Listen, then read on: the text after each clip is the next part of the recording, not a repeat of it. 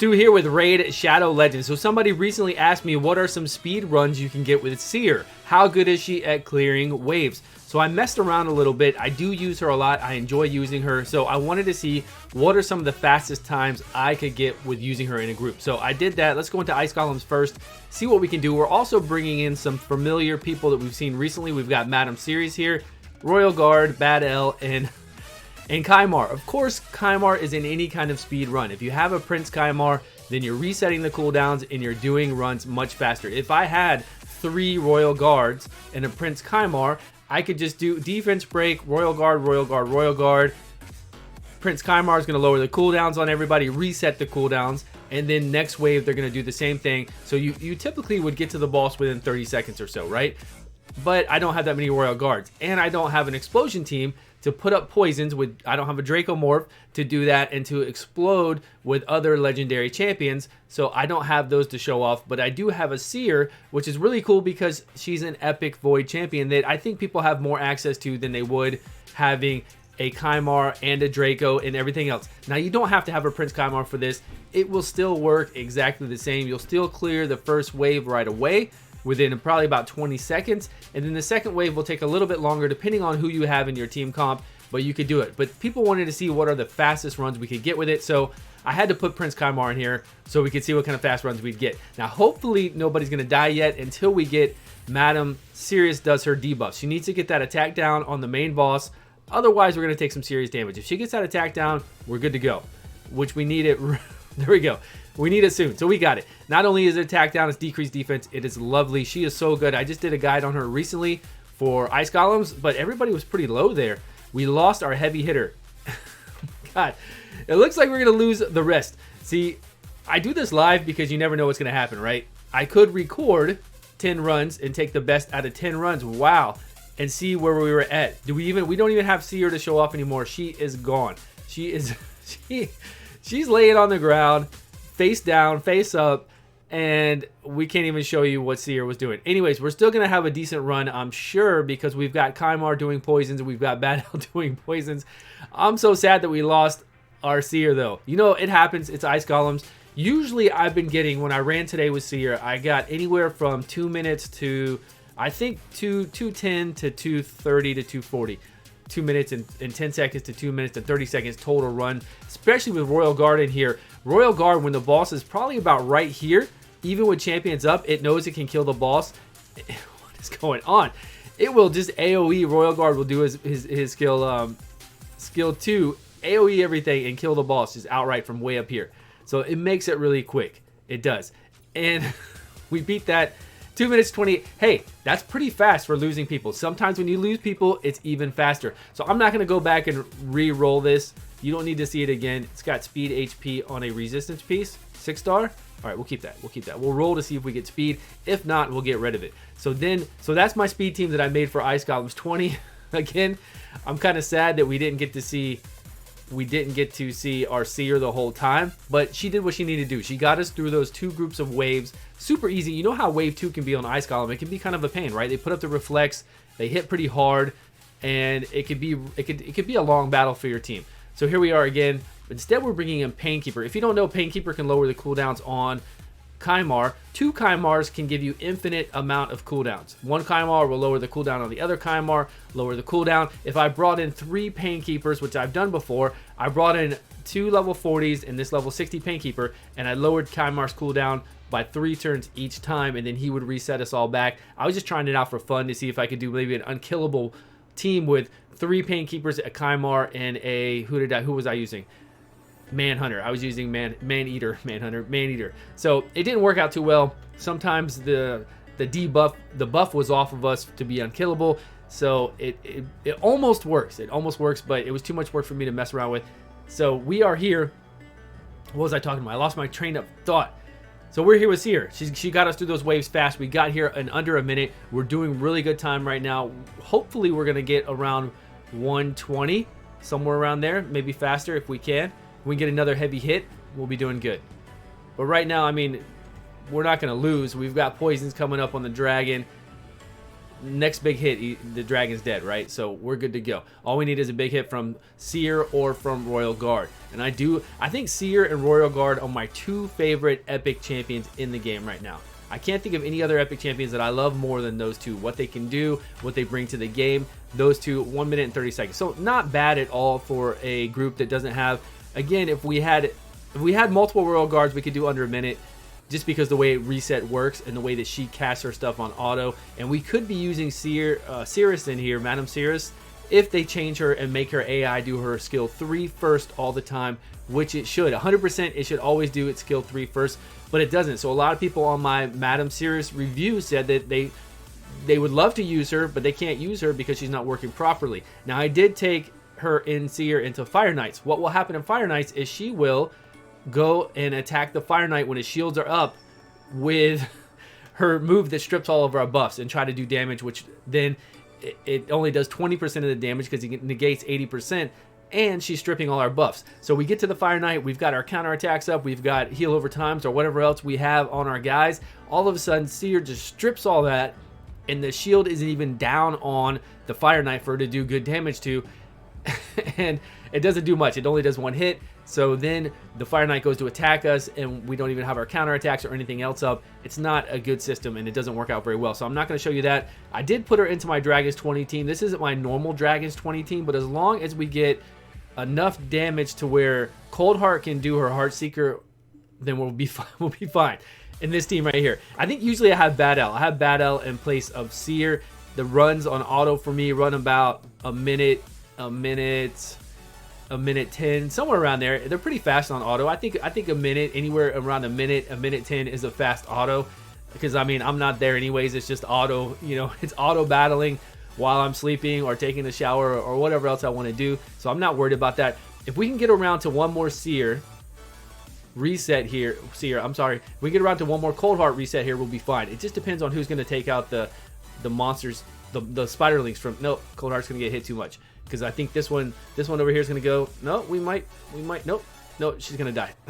Okay, so it's going to take longer. It is going to take longer. I've had runs go where right now she would still be alive because we took out the other ones or put them to sleep or whatever we needed to do, and she was there with like 25% HP, and she was able to finish it off. Because you see here, Seer wasn't quite able to. Seer does really good damage on the spiderlings, but doesn't do fantastic damage on the actual boss. So a minute 6, we can't complain with that either. That's a good run. Seer is a great champion. Of course, I'm using really good support with her. If I used different support, I'm sure it would work. Obviously, if you don't have a Kymar, the whole thing is she needs buffs. She needs buffs to strip, to do well, to do damage. Really, she needs it. You could bring in Apothecary, bring in the speed buff and the speed turn meter boost. She'll take that, she'll do that into damage. Bring in Apothecary with shield artifacts on. That way everybody has a shield artifact when we start for 3 turns. It doesn't matter the amount of the shield. It just matters that we all have a buff up that she can take. We'll all get a speed increase buff, and then have somebody else in there. She'll buff herself, of course, buff everybody with a crit. And then somebody like Bad L, who does a lot, you could bring in. See, she did good damage there on the boss. Not crazy, not 1.7 mil, but she did okay, right? And she does really good damage on the spiderlings, so she cleared them all out. You could bring in Nazana. She does a buff on herself with HP, also gives everybody shared damage. So Seer then will absorb those and do damage with those. There's a lot of people you could bring in, bring them all in together. As long as they're on like a 3-turn cooldown, that's really good. You could bring in Painkeeper to bring those 3-turn cooldowns to a 2-turn cooldown. That way each wave Seer is ready on her 4-turn cooldown. Painkeeper is really good to pair with Seer, as well as other people who do buffs, right? Get them with a lot of buffs. Again, you could put on Painkeeper the artifacts that do HP, the shield artifacts to give everybody shields, and that will always be up each wave for Seer to take. So it's always good to do. It's always good to do. Painkeeper, I still like Painkeeper a lot. You saw her in that Dragons run I just did with Seer. She helped out. She really helps out. Plus we had Kymar in there, so whenever you see Kymar and you don't have a Kymar, you're like, well, yeah, of course it's fast. You're resetting your abilities. I get that. So now we just lost Bad L. Again, normally I run this with Bad L in the Seer position, and then I have Kymar over here, but I wanted to show without Kymar and Seer.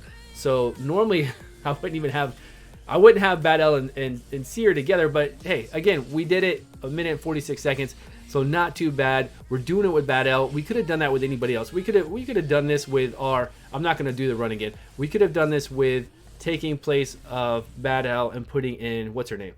Zephyr Sniper, right? We could have done it with her. She would have taken long enough for all these guys to do all their moves. We would have been good to go. The other reason I love Seer is PvP, but right now PvP is really messed up, right? We can't get any good battles. I've never used Seer on the clan boss, so I can't tell you about that, but I can tell you she's not going to do really good.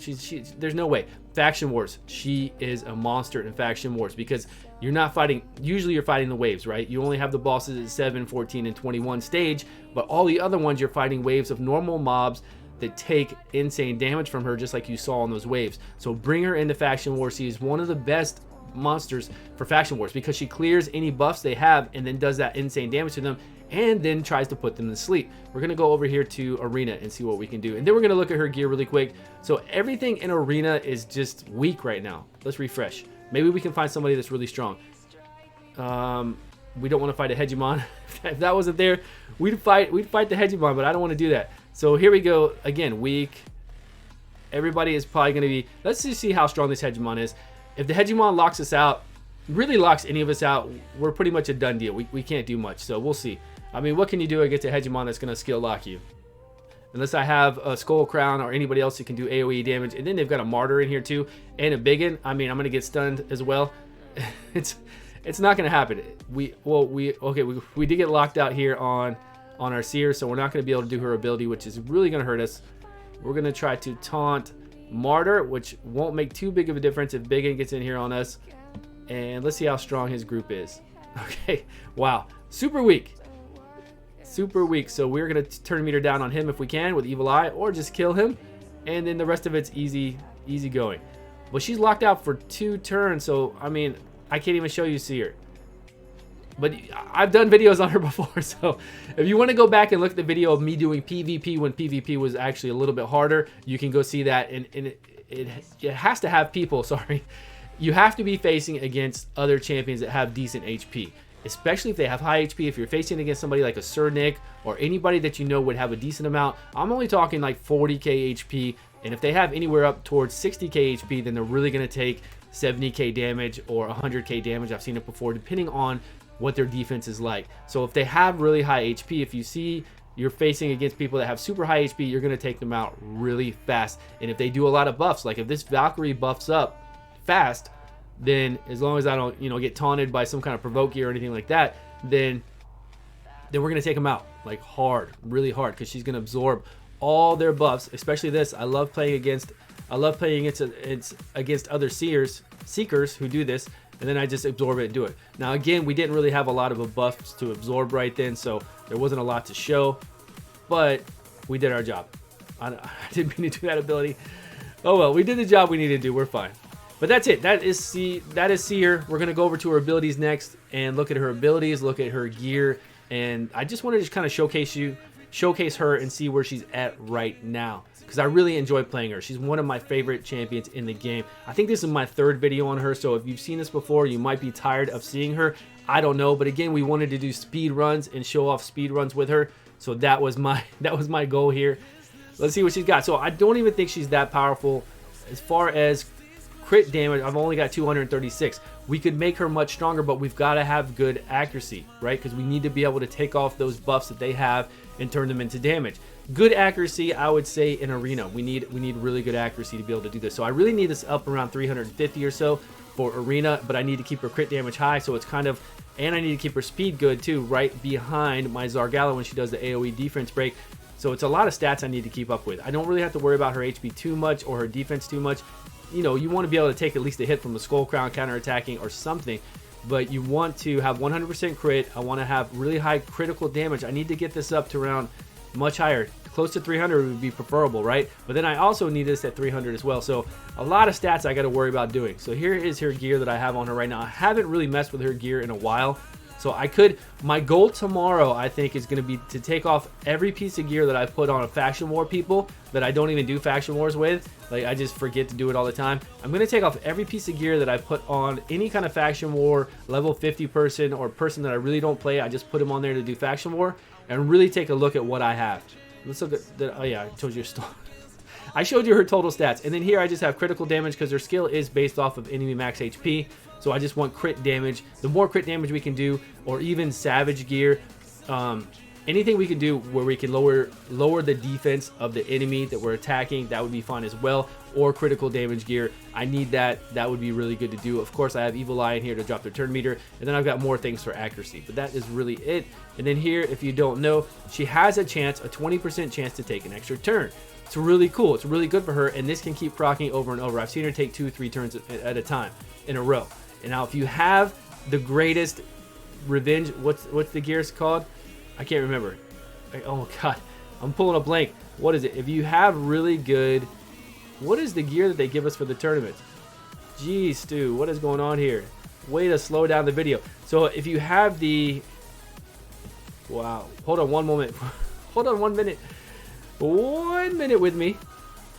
Relentless, that's it. If you have really good relentless gear, you can put it on her and she will take turns over turns over turns. She will proc this, she will proc relentless. She has a chance to proc each separately, and she can take a massive amount of turns. It's just like Summoner's Wars. The gear is from Summoner's Wars, exact copy of how it operates as well. So relentless gear really shouldn't be in the game unless we can farm it. That's a whole nother video. But if you have it and you can put it on her and give her the same stats I have right now, she would be completely insane. So she removes all buffs from all allies and enemies, then attacks all enemies. Damage increased according to the number of removed buffs. Has a 50% chance of placing a sleep debuff on all enemies for 1 turn.